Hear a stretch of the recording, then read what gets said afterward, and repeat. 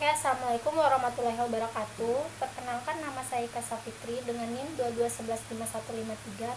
Di sini saya ingin membuat video wawancara untuk mengerjakan tugas kepemimpinan, yaitu laporan akhir untuk ujian semester. Nah, di sini saya ingin mewawancarai saudara dengan nama siapa? Kak Hiji, panggil aja Hiji. Oke, di sini saya akan mewawancara saudara Hiji dengan beberapa pertanyaan yang akan saya berikan. Apakah nanti Anda bersedia menjawab? Ya, siap sedia. Oke, apa jenis usaha yang Anda lakukan, kemudian berapa lama usaha Anda berdiri, dan bagaimana Anda menerapkan etika kepemimpinan dalam memimpin bisnis Anda?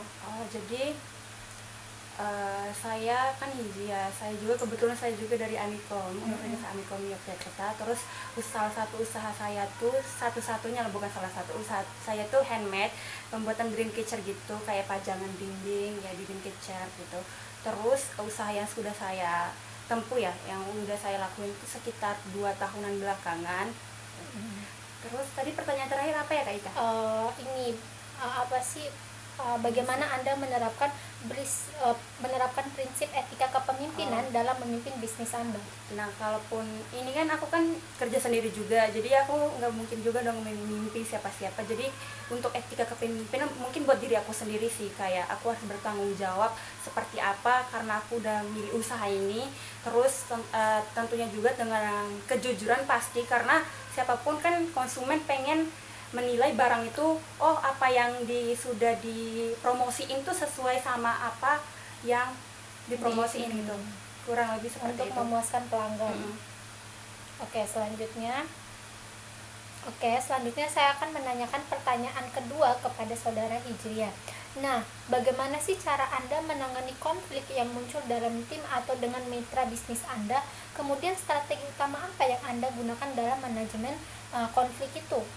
Jadi kan kalau di konflik sendiri kan pasti ya beberapa kali aku juga ngerasain konflik, dan mungkin saat ini juga sering juga kayak udah tadi kayak misalnya barangnya tidak sesuai sama ekspektasi pelanggan, terus kayak beberapa kali salah kostum, misalnya pesan yang ini yang datang tuh yang itu, keterlambatan juga.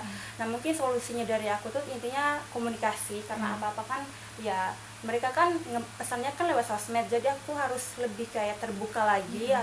Terus selain terbuka juga tuh kayak oh ya nih benar, jadi selain komunikasinya harus terbuka, aku juga harus mengakui ternyata itu salahku, meminta maaf. Nah, untuk selanjutnya kan misalnya kalau barang yang harus diganti atau nggak sesuai ekspektasi konsumen tuh, aku bakal review lagi produknya. Nah, disitulah setelah aku ganti produknya itu aku kasih diskon.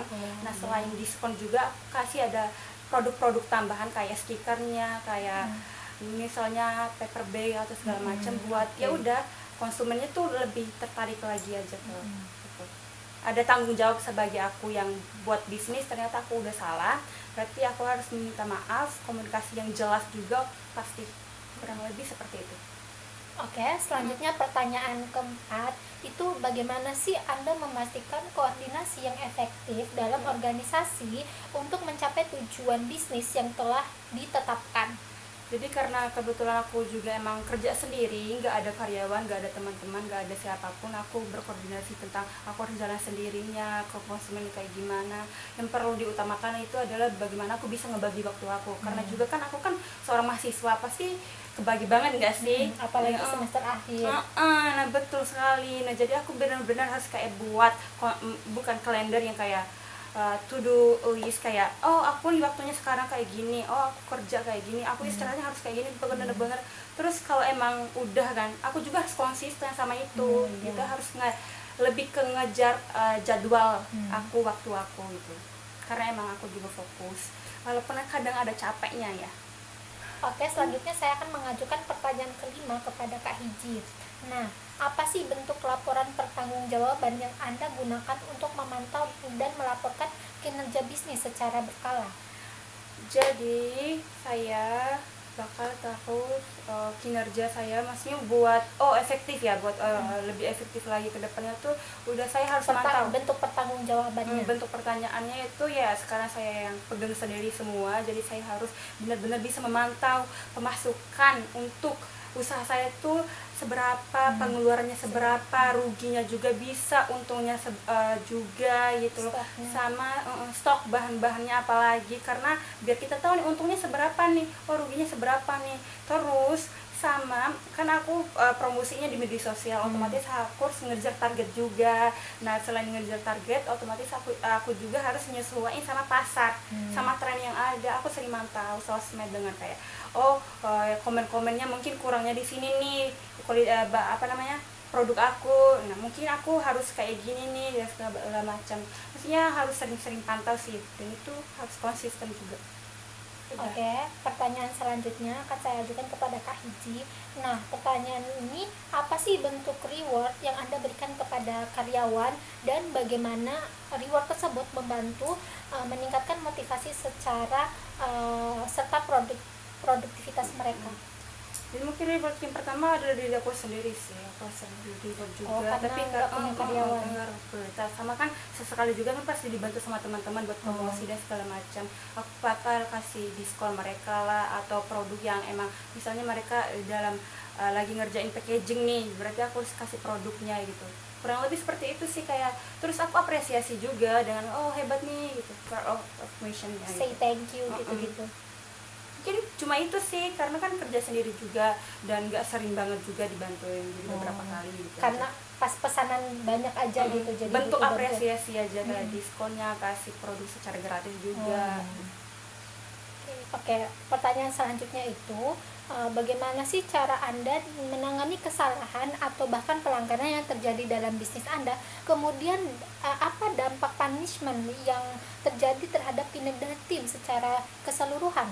Jadi salah satu cara aku menanganin apa yang Kesalahan atau kesalahan pelanggaran? yang pelanggaran atau yang terjadi itu, ya otomatis aku pasti evaluasi apa salahnya di mana, terus aku perbaikin buat agar kejadian ini nggak terulang lagi nih. Dan terlebih aku harus lebih teliti lagi, misalnya kayak aku kurang pencatatannya, aku harus lebih kayak teliti nih, kurang harus bener-bener punya yang ini bukan.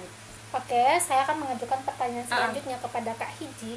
Nah, bagaimana Kak Hiji menciptakan visi dan misi yang mampu menginspirasi bisnis Anda untuk bekerja sama mencapai tujuan bisnis? Jadi emang tujuan awal saya buat bisnis itu kan, bisnis kecil ini sendiri kan kayak dekorasi gitu kan, tapi selebihnya saya juga harus memikirin matang-matang. Selain dekorasi itu pasti punya nilai tersendiri juga untuk pelanggan, yaitu nilai emosional yang terkandung di dalam setiap sentuhan desainnya, warnanya gitu. Arti dreamcatcher sendiri gitu. Kayak gimana sih maksudnya? Iya, biar konsumennya tuh tahu, maksudnya kayak mereka kan beli bukan cuma kayak dreamcatcher kan kayak penangkap mimpi kan, penangkap mimpi, tapi bukan cuma soal itu, bagaimana cara kita mengekspresikan emosional kita di dalam itu sendiri, di dalam itu sendiri. Desainnya. Ayo. Oke, pertanyaan selanjutnya itu, apa sih pelajaran terbesar yang Kak Hiji dapatin dari kegagalan dalam bisnis, dan bagaimana hal tersebut itu mempengaruhi gaya kepemimpinan Kak Hiji? Pelajaran yang terbesar yang bisa mempengaruhi aku ya, karena seperti tadi yang sempat aku bilang ke Kak Ika-nya sendiri, kan aku sempat juga sepi pelanggan, jadi kayak aku bener-bener ngerti juga kondisi pasar kayak gimana. Yang kayak tadi kan desain yang awalnya kan simpel bangetnya, jadi aku harus inovasi lagi. Tapi pelajaran terbesarnya itu adalah bagaimana aku harus bisa berkembang lagi sih. Aku harus belajar lagi sih dari hal-hal yang terdahulu. Jadi kayak aku yang sekarang juga tuh harus, walaupun aku udah di titik sekarang, tapi tentu aja pasti ya kan aku butuh belajar lagi. Saya belajar aja, karena aku harus tahu juga gitu. Oke, the last question itu, apa sih saran Kak Hiji untuk mahasiswa yang ingin memulai bisnis, kemudian khususnya itu dalam mengembangkan spiritual quotient dan membangun kepemimpinan yang berkelanjutan? Jadi ini walaupun jawabannya emang template banget ya, tapi ini bener-bener kita butuhin juga sih sebagai manusia yang hidup di muka bumi ini. Aku awalnya juga bisnis pasti ragu lah Kak, karena aku ragu banget kayak ini aku bisa nggak ya, kayak takut gitu, takut banget malah. Jadi kayak aku harus mikir kayak kalau aku nggak jalan lah hari ini kapan lagi gitu loh. Kalau aku nggak mau belajar juga hari ini kapan lagi, aku mungkin nggak mungkin bisa kenal Kak Ika juga, nggak mungkin aku bisa diwawancara kayak gini kalau emang aku nggak mulai gitu loh. Jadi kayak aku bisa tahu produk yang dijual. Jadi apapun yang emang kalau kalian pengen tuh lanjutin aja guys, maksudnya.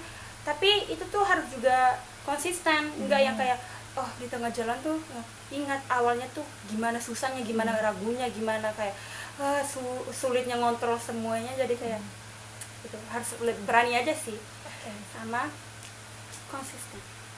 Oke, itu pertanyaan terakhir ya teman-teman. Sekian wawancara dari saya dan Kak Hiji.